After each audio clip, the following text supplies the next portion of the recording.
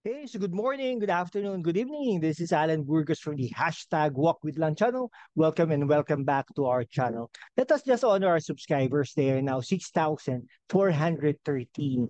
And if you are not yet subscribed to our channel, please do it so now so that we can be a part. You can be a part of this growing family. Thank you so much and God bless you all.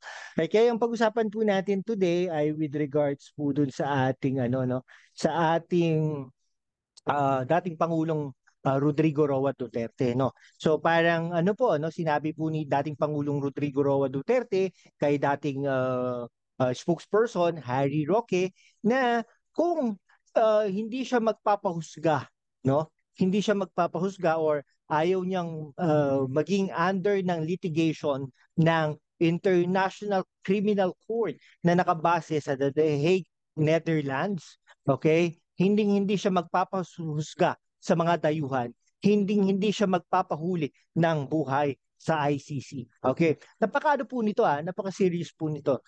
Dahil po si dating dating Pangulong Rodrigo Roa Duterte ay isang dating Pangulo ng Pilipinas. Siya po ay 16th President of the Republic of the Philippines. Hindi po ito presidente ng mga unang panahon pa. Siya ay dating presidente, kalilipas lang noong 2016 to 2022, no? Ito po ay predecessor ni Pangulong Bongbong Marcos. Ganun po 'yun, no? 16th president. Kaya nga po marami pong nag-aalala. Katulad po ni dating senador Panfilo Lacson. Ayaw niya itong maging parang tragic, no? Kumbaga, bakit po ganun? Ayaw nga magpahuli ng buhay. Sino po ba mag-i-implement nito?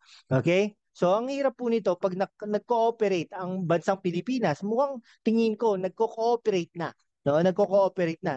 Pinapasok na allegedly yung mga investigators, no? Yung warrant of arrest pwedeng i-implement na 'yan, no? Pwedeng may manghuli diyan. For example, okay? Sino ang makakadakip kay Duterte, buhay man o patay, ay bibigyan ng 1 billion pesos. O, kung sino man 'yon, 'di ba? O, kung pulis ka, militar ka, o kung isang unit ka, hati-hatiin 'yon. Huhulihin talaga to si Rodrigo Roa Duterte. Okay? Kasi po mali ang mali po ang paglaro ni dating Pangulong Rodrigo Roa Duterte. No? Maling-mali po, no? Bakit mo i-criticize ang Pangulo ng Pilipinas? 'Di ba? Dapat ka maging friendly ka sa kanya as much as possible, no? Ba't mo siya tinatawag na addict, kumbaga, no? Bakit? 'Di ba? O, tama din naman 'yon. Pero at the same time, uh, mali. Dapat nung panahon mo, pinatakbo mo na si Sara Duterte. Nung panahon mo, ginawa mo na ang lahat upang i-expose itong mga to. Nilabas mo na, sinabi mo na, 'di ba? Para hindi na ibinoto ng mga tao. Okay? O hindi ganoon ang ginawa mo. Naglaro ka rin sa gitna, naglaro ka sa dalawang ilog kumbaga. Okay? Nung nanalo na, wala. Anong gagawin mo? Ba? Dapat nilaro mo ng maayos dating mahal na Pangulo Rodrigo Roa Duterte. Diba? Mga guys, diba? Kung nakikinig kayo sa ating mga programa in the past, talaga nating sinusuportahan din natin si Rodrigo Roa Duterte. Pero hindi po natin binoto yan, ha?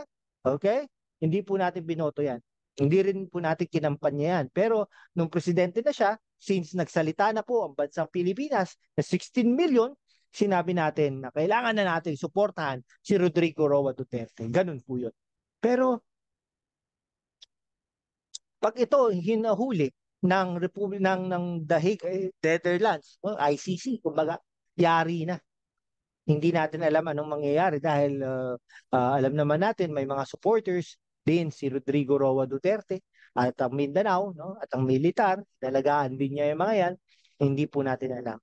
Pero syempre ang mga militar ay talagang ano po yan, no, duty po nila to implement laws. Pag sinabi ng presidente, hulihin, dakpit, buhay man o patay, yari na, no? Hindi po natin alam anong mangyayari sa bansang Pilipinas at saka kay Rodrigo Roa Duterte. Sana naman po walang ganun mangyari. Ngunit syempre, may mga internal information sa mga yan, lalong-lalo na dating presidente ng Pilipinas. Pwedeng tumakbo yan sa China. Kumbaga, 6 years. Pwedeng yan. Pero syempre, pagdating ng araw, si Sara Duterte, pag naging Pangulo na ng Pilipinas, ay ibang usapan na naman yun. Okay? Baka gumanti yan sa Pangulong Bongbong Marcos, kahit na mabait pa yan, no? I-expose yung ganyang mga aktibidades kung meron man. Ganun po yun. Nakakalungkot lang no? Nakakalungkot lang pong isipin na nangyayari ito sa ating mahal na bansang Pilipinas, no? Natutuwa siguro dito ang mga oposisyon, no? Ang Liberal Party, like that. Magaling sila, no? Kaya nilang buwagin pala yung unity team na yon na nakakuha ng 31 million for the president and 32 million for the vice president. Pero ganun po talaga yun eh. Ay, nako. Sige po, hanggang dito na lang po mga kaibigan ko. Maraming salamat po sa panonood. At saka siyempre, ano po tangkilikin din po natin ating mga merchandise, no? Kung ano po kayo, kung nakakaluwag naman po kayo, no? You can be able to purchase our our merchandise, no? Para naman for all these things to support our endeavors in life. Thank you so much, guys. God bless you all.